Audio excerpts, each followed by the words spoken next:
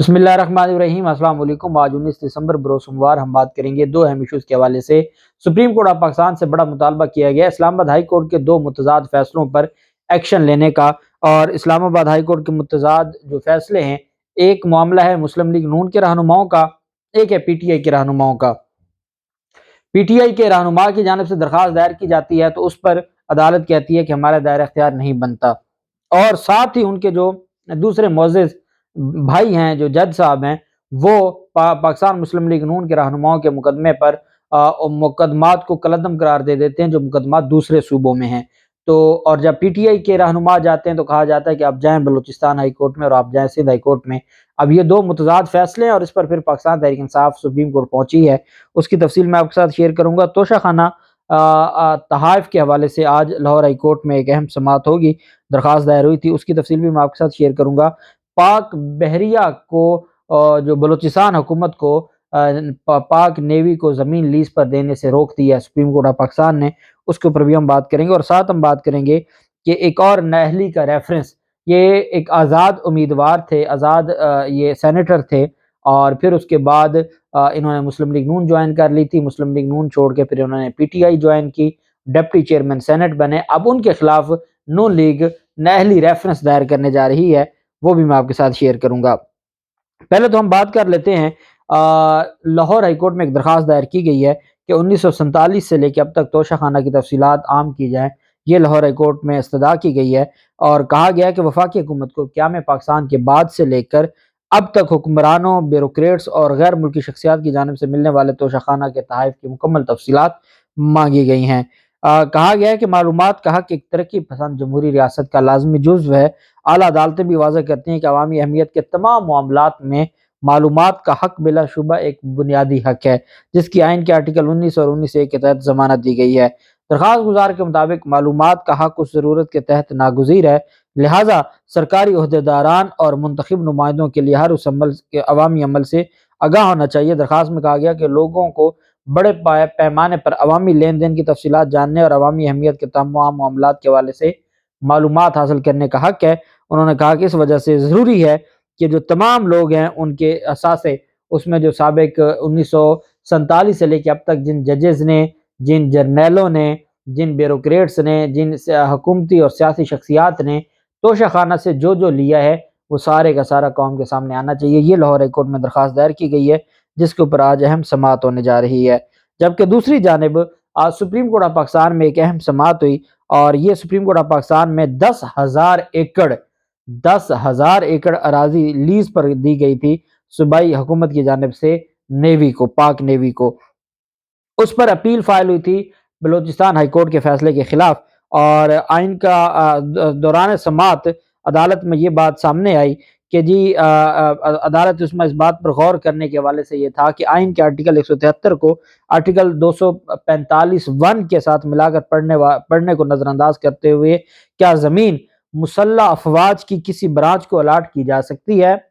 ये सवाल था कि मुसल्लह अफवाज की जो कोई ब्रांच है उसको डायरेक्ट ज़मीन अलाट की जा सकती है। आइन का आर्टिकल 173 जायदाद के हसूल और मुआहदे करने के इख्तियारात से मुतल्लिक है, जबकि आर्टिकल से 245(1) मुसल्लह अफवाज के किरदार की वजाहत करता है, जो वफाकी हुकूमत की हदायत पर बैरूनी जहरीत या जंग के खतरे के खिलाफ पाकिस्तान का दिफा करेगी, और कानून के मुताबिक जब उसे हुक्म दिया जाएगा तो शहरी इंतजामिया की मदद के लिए काम करेगी। दौरान समाअत इस सवाल पर गौर किया गया कि क्या वफाकी हुकूमत दफाई मकासद के लिए ज़मीन की अलाटमेंट से मुतल्लिक मुसल्लह अफवाज की ब्रांचेस के मामलात को रेगुलाइज करने में अपनी आइनी जिम्मेदारी की अंजाम दही में नाकाम है। बलूचिस्तान हाई कोर्ट के तुर्बत बेंच ने 23 अक्टूबर 2017 को इस हवाले से दरख्वास्त को मुस्तरद किया था, और ये बेसिकली 10,000 एकड़ जगह है जो सूबाई हुकूमत ने दे दी थी नेवी को लीज पर। उस पर जो लोग थे उन्होंने कहा कि ये हमारी ज़मीनें हैं और ये सूबाई हुकूमत की नहीं थी, और दूसरा ये है कि पाक फौज का कोई एक डिपार्टमेंट डायरेक्ट सूबे से नहीं ज़मीन ले सकता। अगर उन्होंने ज़मीन लेनी है तो वो वफाक को कहेंगे, और वफाक फिर जो ज़मीनें हैं उसके बारे में सूबे से बात करेगा। और उस पर बलूचिस्तान हाई कोर्ट में दरख्वास्त गई तो बलूचिस्तान हाई कोर्ट ने कहा कि जी ये हमारा दायरा इख्तियार नहीं बनता, आप सुप्रीम कोर्ट जाएँ। सुप्रीम कोर्ट में 2 रुकनी बेंच जस्टिस जमाल खान मंदोखेल साहब और अत्तर मिनल्ला साहब ने 2 रुकनी बेंच ने समाअत की, और अपील को समाअत के लिए मुकर्रर करते हुए अत्तर मिनल्ला ने بلوچستان حکومت کو ہدایت کی ہے کہ اس بات کو یقینی بنائے کہ آرٹیکل 173 کی خلاف ورزی کرتے ہوئے کوئی زمین الاٹ نہ کی جائے۔ اس کے علاوہ صوبائی حکومت کو ہدایت کی کہ شہریوں کے حقوق کی پامالی روکی جائے جنہیں ان کی زمین کے بدلے معاوضے نہیں دیا گیا، اور نہ ہی ان کی جائیدادوں کے حصول کے لیے قانونی کارروائی کی گئی ہے۔ تنازع پاکستان نیوی کے حق میں 10,027 ایکڑ زمین لیز پر دینے سے ہے۔ یہ الاٹمنٹ بورڈ آف ریونیو کے سینئر ممبر نے 15 مئی 2009 کو دی، اور متنازع زمین بلوچستان کے کوہ امام وارڈ، ایئرپورٹ وارڈ اور شہید وارڈ کی حدود میں آتی ہے۔ پاکستان نیوی پر یہ الزام لگایا گیا تھا کہ اس نے زمین کی الاٹمنٹ کے لیے براہ راست ریونیو حکام سے رابطہ کیا تھا، اور براہ راست انہوں نے ریونیو حکام سے یہ لے لی تھی۔ دوسری جانب درخواست گزار نے ہائی کورٹ سے آئینی دائرہ اختیار کے استعمال کی استدعا کرتے ہوئے الزام لگایا کہ انہیں اور دیگر افراد کو بغیر معاوضے کے ان کی زمین سے زبردستی بے دخل کیا جا رہا ہے۔ اپنے فیصلے میں بلوچستان ہائی کورٹ نے نوٹ کیا کہ سیٹلمنٹ حکام نے تصدیق کی کہ 4,286 ایکڑ زمین عام شہریوں کے قبضے میں ہے جنہیں معاوضہ نہیں دیا گیا، تاہم ہائی کورٹ نے اپنے دائرہ اختیار کو استعمال کرنے سے روک دیا تھا۔ عدالت عظمیٰ نے نوٹ کیا کہ ریکارڈ سے ظاہر ہوتا ہے کہ بقیہ زمین پر ابھی تک تصفیہ نہیں ہوا۔ رپورٹ کے مطابق پاکستان نیوی نے مبینہ طور پر الاٹ کی گئی لیز زمین پر عمارتیں تعمیر کی ہیں۔ عدالت نے یہ بھی یاد دلایا کہ بار بار استفسار کے باوجود بورڈ آف ریونیو بلوچستان متعلقہ قانون نہیں دکھا سکا جس کے تحت ڈائریکٹ پاکستان نیوی کو زمین الاٹ کی گئی ہے۔ اب عدالت نے اس کو کہا ہے کہ ہم اس معاملے کو سنیں گے، اپنے جواب جمع کروائیں، اور تب تک کہا ہے کہ کوئی بھی زمین اب الاٹ نہ کی جائے، اور جو زمین پہلے الاٹ کی گئی ہے اس پر پھر عدالت نے جواب مانگ لیا ہے بلوچستان حکومت سے بھی اور پاک نیوی سے بھی۔ یہ ایک بہت اہم معاملہ ہے، اور اب اس پر جو عدالت کی جانب سے یہ فیصلہ سامنے آیا ہے۔ اچھا، جو ایک اور اہم چیز ہے وہ یہ ہے کہ ڈپٹی چیئرمین سینٹ کے خلاف نااہلی کا ریفرنس دائر کرنے کا فیصلہ کیا ہے پی ڈی ایم کی جانب سے۔ یہ deputy chairman senate Pakistan Tehreek Insaf سے ہیں، اور مرزا محمد آفریدی، ان کو سیاسی دغا بازی کی سزا دینے کا یہ فیصلہ کیا گیا ہے پی ڈی ایم کی جانب سے۔ مرزا محمد آفریدی کی نون لیگ چھوڑے بغیر پی ٹی آئی میں شمولیت کو بنیاد بنا کر یہ جو ہے نااہلی ریفرنس دائر کیا جائے گا۔ مرزا محمود افریدی جو کہ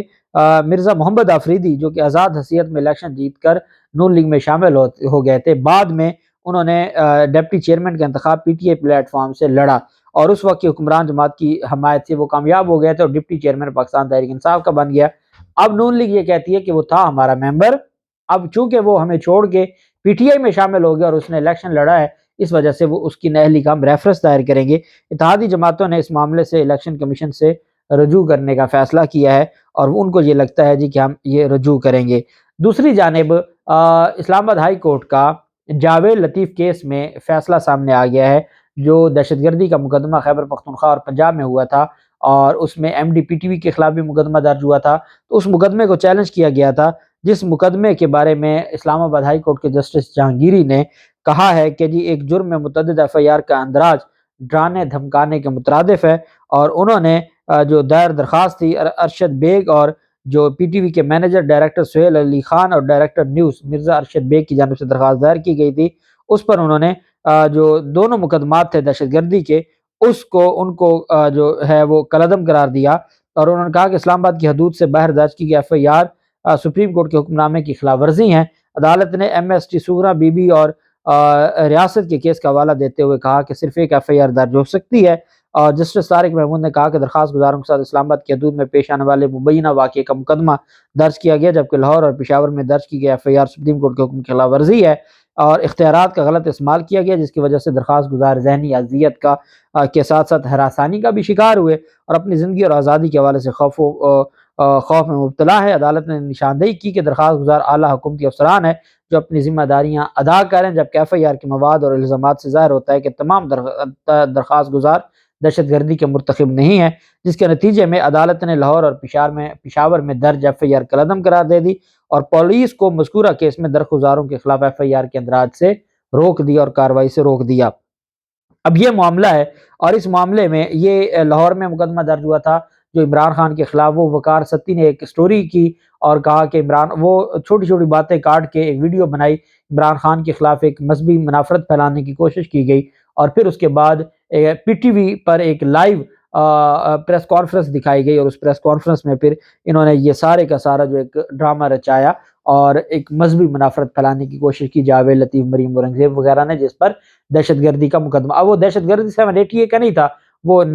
سیکشن 9 کا تھا، سیکشن 11E کا تھا، جس میں مذہبی منافرت اور فرقہ واریت پھیلانے کا تھا۔ مقدمہ لاہور میں تھا، ایک مقدمہ پشاور میں تھا۔ اب اسی طرح کی ایک درخواست اعظم سواتی نے دائر کی، تو اعظم سواتی کی درخواست جسٹس جہانگیری کے فیصلے کے 2 دن بعد، یہ درخواست تو بہت پہلے تھی، وہ تو اعظم سواتی بیچارے، ان کو تو پاکستان تحریک انصاف کے تو نہ شہباز گل کو ریلیف ملا، نہ عمران ریاض خان کو ملا، نہ ارشد شریف شہید کو ملا، نہ ہی سمیع ابراہیم کو، کسی کو بھی ریلیف نہ ملا، مقدمات خارج نہیں ہوئے تھے۔ لیکن یہاں پر ہم نے دیکھا کہ جب ان کو تو جسٹس جہانگیری صاحب نے تو کر دیا، چیف جسٹس عامر فاروق صاحب کے پاس جب درخواست گئی تو انہوں نے درخواست نمٹا دی، اور انہوں نے کہا کہ کیونکہ مقدمات آپ کے بلوچستان اور سندھ میں ہیں تو آپ جائیں بلوچستان اور سندھ ہائی کورٹ سے رجوع کریں۔ تو اس پر پاکستان تحریک انصاف نے اور فواد چودھری نے کہا ہے کہ اسلام آباد ہائی کورٹ کے متضاد فیصلوں کا سپریم کورٹ نوٹس لے، یہ بہت بڑا مطالبہ ہے۔ انہوں نے کہا کہ ایک ہی دن میں دیے گئے 2 مختلف فیصلوں کا نوٹس لے، اس طرح کے جو فیصلے ہیں یہ عدلیہ کی بے توقیری کا سبب بنے گے۔ انہوں نے کہا کہ صوبہ اعظم سواتی کے کیس میں کہا گیا کہ دوسرے صوبوں میں سماعت کا اختیار نہیں ہے، اسی دن مسلم لیگ نون کی کمپنی کے پنجاب اور خیبر پختونخوا میں درج مقدمات میں کارروائیوں سے روک دیا۔ انہوں نے کہا کہ اس طرح کے فیصلے عدلیہ کی بے توقیری کا باعث ہیں۔ ہم سپریم کورٹ آف پاکستان میں جا رہے ہیں کہ اسلام آباد ہائی کورٹ کے متضاد فیصلوں کا نوٹس لیا جائے، اور یہ حقیقت ہے، یہ ایک بہت بڑا ایک کنٹرڈکشن ہے۔ ایک جج صاحب ہے وہ کچھ کہہ رہے ہیں، دوسرے جج صاحب کا دوسرا پوائنٹ آف ویو ہے، تو جو اس جج کے پاس گیا اس کو ریلیف مل گیا، جو اس کے پاس گیا اس کو ریلیف نہیں ملا۔ یہ جو سلیکٹڈ ریلیف ہے کہ ہم کس کے پاس جائیں اور کس کے پاس نہ جائیں، یہ ایک لمحہ فکریہ بن چکا ہے، اور یہی وجہ ہے کہ پاکستان تحریک انصاف نے کہا کہ اب ہم سپریم کورٹ آف پاکستان سے مطالبہ بھی کیا ہے اور سپریم کورٹ سے رجوع کرنے کا بھی ان کی جانب سے اعلان کیا گیا ہے۔ اللہ پاک پاکستان کا حامی و ناصر ہو۔ بہت شکریہ، اللہ حافظ، پاکستان زندہ باد۔